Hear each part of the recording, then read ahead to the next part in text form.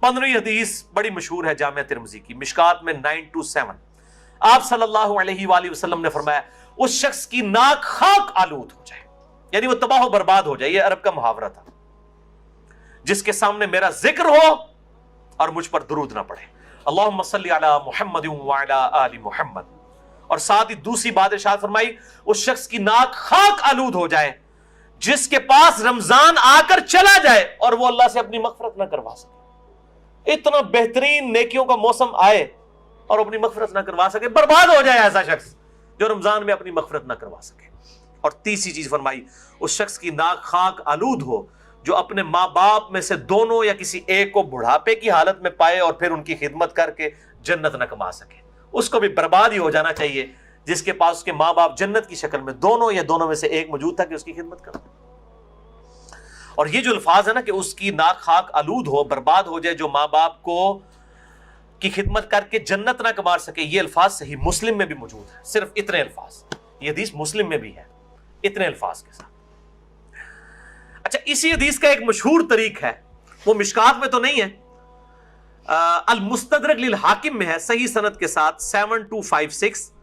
جس کی امام حاکم نے بھی تصحیح کی ہے، امام ذہبی نے بھی، شیخ البانی نے بھی، اور شیخ زبیر علی زئی صاحب نے بھی رحمہم اللہ اجمعین۔ بڑی مشہور حدیث ہے کہ آپ صلی اللہ علیہ وآلہ وسلم ایک دن ممبر پر چڑھے، پہلی سیڑھی پر قدم رکھا تو فرمایا آمین، پھر دوسری پر رکھا فرمایا آمین، پھر تیسری پر رکھا تو فرمایا آمین۔ صحابہ نے پوچھا آج آپ نے ایسا عمل کیا جو اس سے پہلے کبھی نہیں کیا؟ تو آپ صلی اللہ علیہ وآلہ وسلم نے فرمایا کہ جبرائیل علیہ السلام حاضر خدمت ہوئے تھے اور انہوں نے مجھ سے ریکویسٹ کی کہ میں جو دعا کروں اے اللہ کے محبوب صلی اللہ علیہ وآلہ وسلم آپ اس پہ مہر ثبت کریں آمین کہہ کر۔ تو جبرائیل نے پہلی دعا کی کہ برباد ہو جائے وہ شخص جس کے سامنے میرا ذکر ہو اور وہ مجھ پر درود نہ پڑھے، اللہم صلی علی محمد وعلی آل محمد۔ تو میں نے کہا آمین، برباد ہو جائے واقعی۔ دوسری بات، اس میں ترتیب ذرا ڈیفرنٹ ہے، دوسری ترتیب جو ہے اس میں دوسرے والی الفاظ ڈیفرنٹ ہے، اس میں الفاظ ہیں دوسرے، برباد ہو جائے وہ شخص کہ جس کو ماں باپ دونوں یا دونوں میں سے کوئی ایک بڑھاپے کی حالت میں ملے اور وہ ان کی خدمت کر کے جنت نہ کما سکے۔ تو میں نے کہا آمین، برباد ہو جائے ایسا شخص۔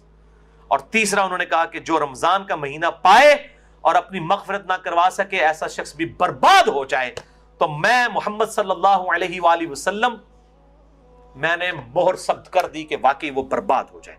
والعیاذ باللہ تعالی۔